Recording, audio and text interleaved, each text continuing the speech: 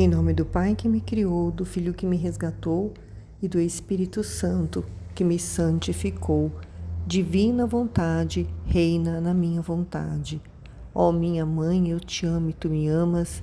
Dá-me um gole da vontade divina para a minha alma.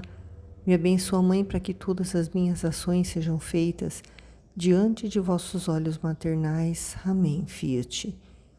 Suprema Majestade, eu venho em sua divina vontade, em nome de todos, do primeiro ao último homem que existirá na terra, para dar a ti as homenagens que tendes direito, as adorações, os louvores, o amor que cada criatura lhe deve, as ações de graça e fazer todas as reparações por todos e por cada pecado.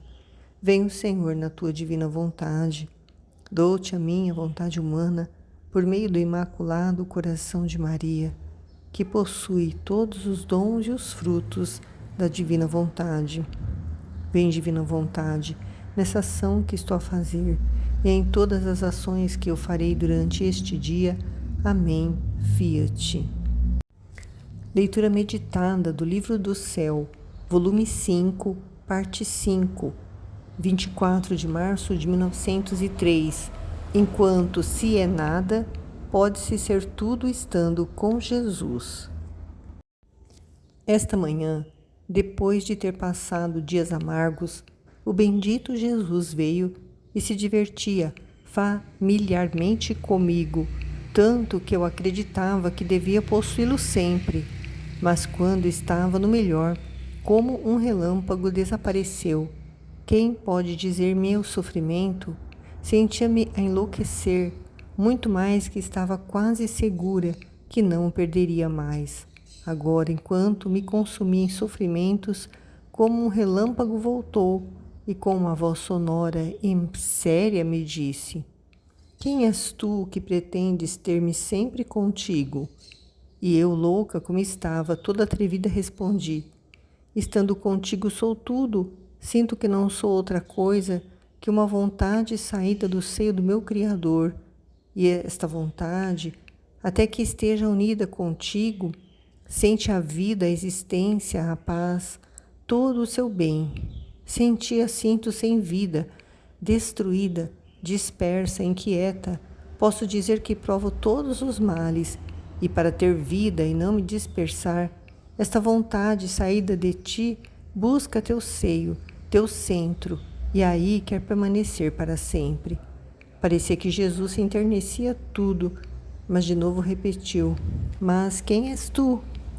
E eu, Senhor, não sou outra coisa senão uma gota de água, e esta gota de água, enquanto se encontra no teu mar, lhe parece ser todo o mar.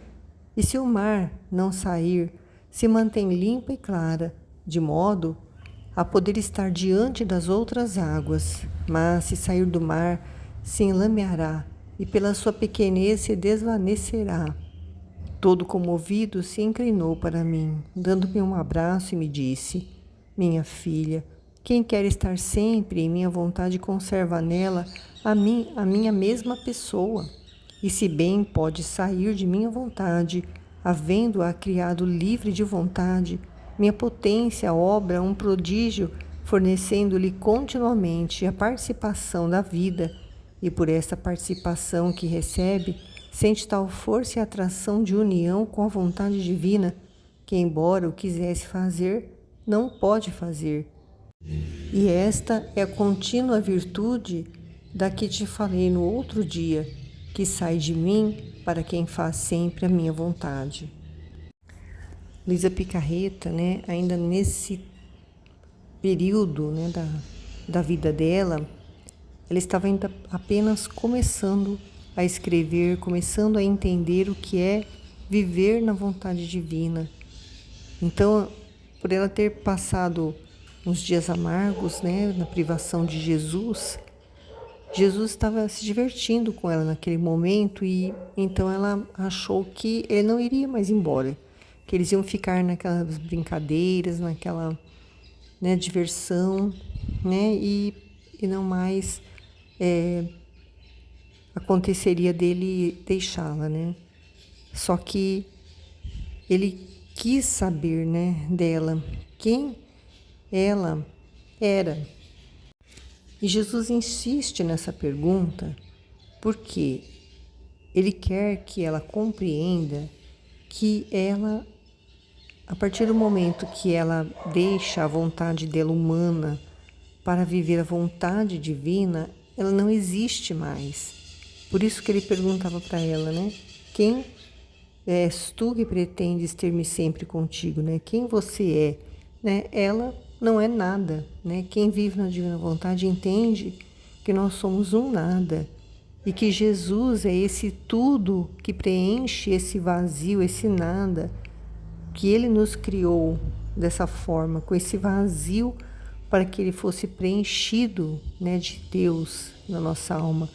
Nossa alma, ela foi criada com espaço certinho ali, que cabe Jesus e mais nada. Então, como ele está ainda, né, aos poucos, ensinando para ela, né, o dom de viver na divina vontade, está, né, passo a passo, de gole em gole, né, com toda a paciência do mundo, Jesus vai, né, nos ensinando como é a vida na divina vontade.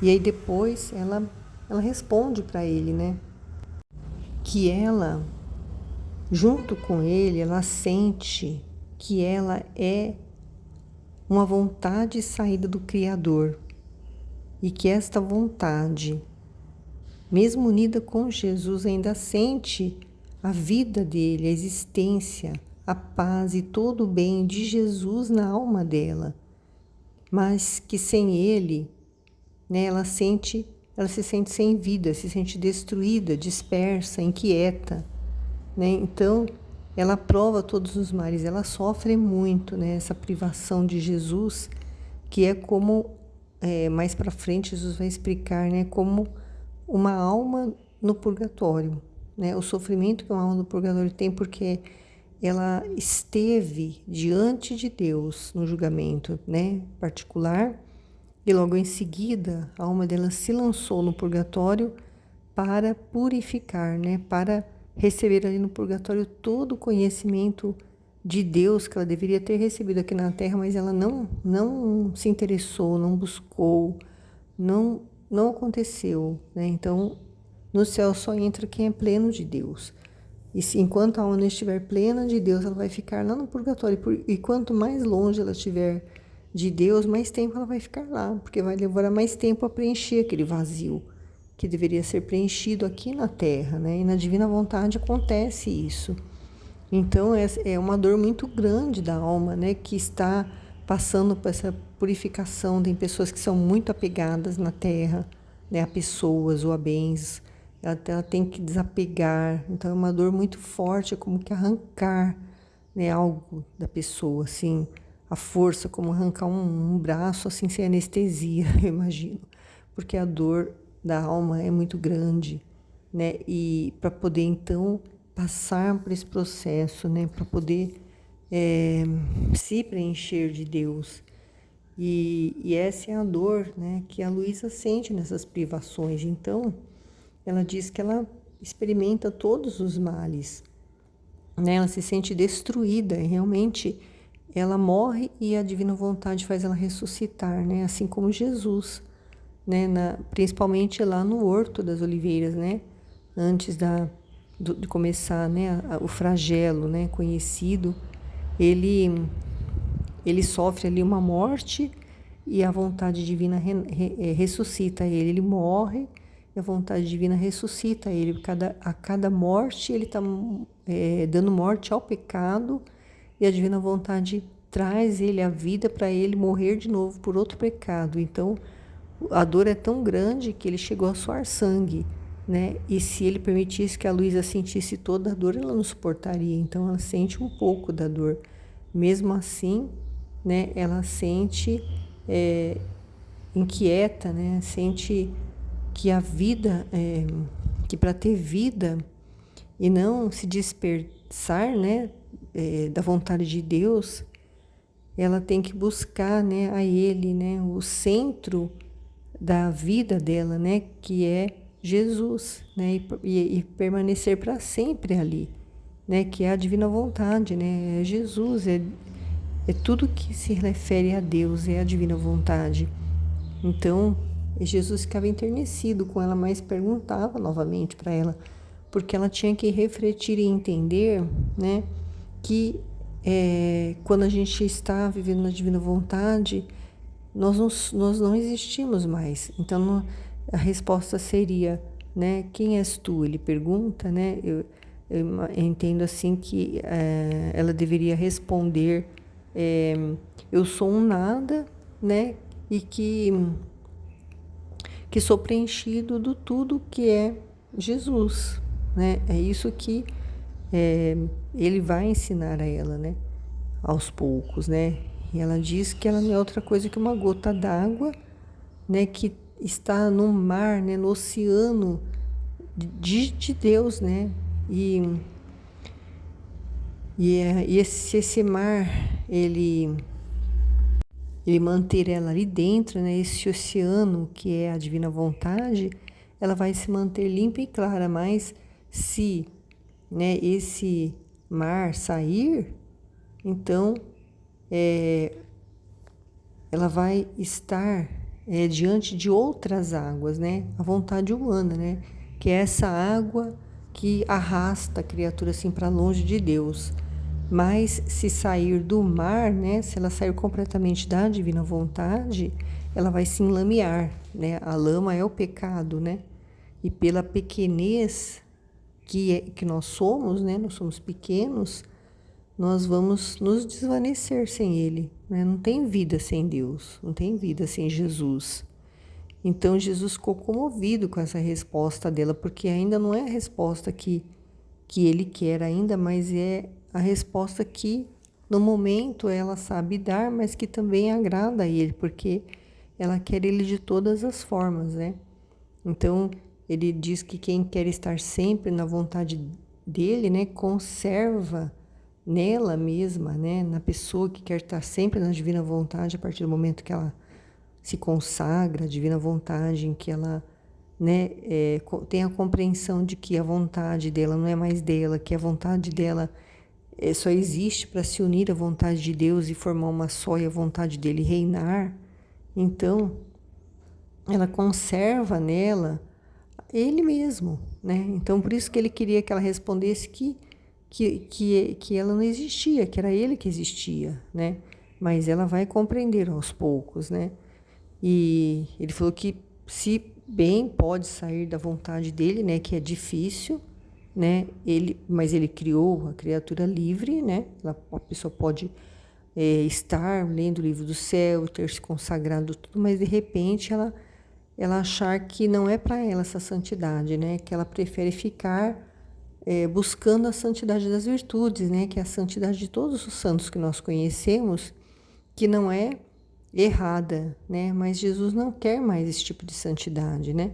Agora ele quer uma santidade interior, porque a santidade, por exemplo, de Santa Teresinha, né, das santas e santos mais conhecidos, são santidades exteriores, né, onde a pessoa, né, que é santa, ela busca estar sempre fazendo atos de virtude, de paciência, né, de caridade, de outras virtudes, né, que as pessoas precisam ver nela essas atitudes, né? E a santidade divina, a santidade de viver no querer divino, na vontade divina, ela é uma santidade interior, ela é santidade em que ninguém vê, ninguém sabe, né? Só Deus sabe o que acontece dentro da alma e tudo o que produz, né, na alma da criatura para um bem assim universal, né? Não é só um bem para o meu próximo que está aqui do meu lado, né, para as pessoas da minha casa, para os meus conhecidos, não. É para o mundo todo. Além de ser universal aqui na Terra, ainda atinge, né, o céu, os bem-aventurados do céu, as almas do purgatório, aqueles que ainda vão nascer, né, já são alcançados pelas graças do orvalho benéfico que são derramados através do fruto de quem vive na divina vontade. Então é muito grande, né? E quando a gente entra, a gente não consegue sair da divina vontade, é muito difícil, porque Jesus ele não deixa, porque ele não quer mais que nós retornemos a partir do momento que nós voltamos, né, para a ordem pela qual nós somos criados. Ele não quer que nós voltemos para a vida, né, de santidade, de virtude, né, porque ele quer a santidade divina, que é a santidade que ele criou para nós, né, para Adão e Eva viviam essa santidade, viviam essa vida na vontade divina. Nossa Senhora viveu plenamente na vontade divina. Ela nunca fez um ato sequer, ela nunca moveu um cílio, ela não piscar de olhos que não fosse na vontade de Deus. Então, é essa a santidade que ele quer para esses tempos agora, né?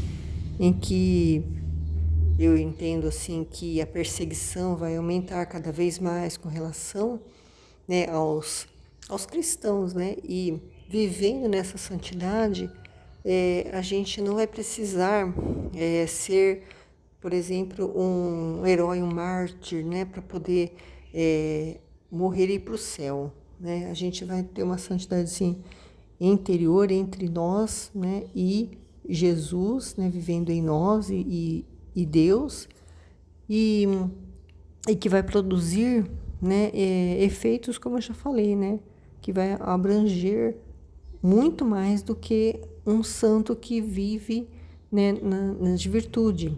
Então, ele diz que essa virtude, né, que sai dele para quem faz sempre a vontade dele, é que a potência dele trabalha, né, um prodígio, né, fornecendo continuamente, sem interromper, essa participação da vida divina, né, e por essa participação que nós recebemos essa força e essa atração de união com a vontade divina, né, e por isso a gente se sente atraído como um imã, assim, a gente não consegue se separar, né, porque ele não quer, né, e nós também não queremos, né, não tem como, a partir do momento que você começa a meditar no livro do céu, conhecer esses escritos, essa verdade, esse desabafo de Jesus, esse desejo que nós voltemos à ordem, né, da criação, como fomos criados por Deus para ser imagem e semelhança dele, não tem mais como voltar atrás, né? Nem que quiséssemos, mas nós não queremos, né? Ninguém quer voltar para uma vida, né, de miséria, uma vida de mendigo quando a gente é rico e milionário, né? Quem quer? Ninguém mais quer, né? E é assim que a gente se sente quando a gente conhece o livro do céu e passa a viver na divina vontade. Amém, Fiat.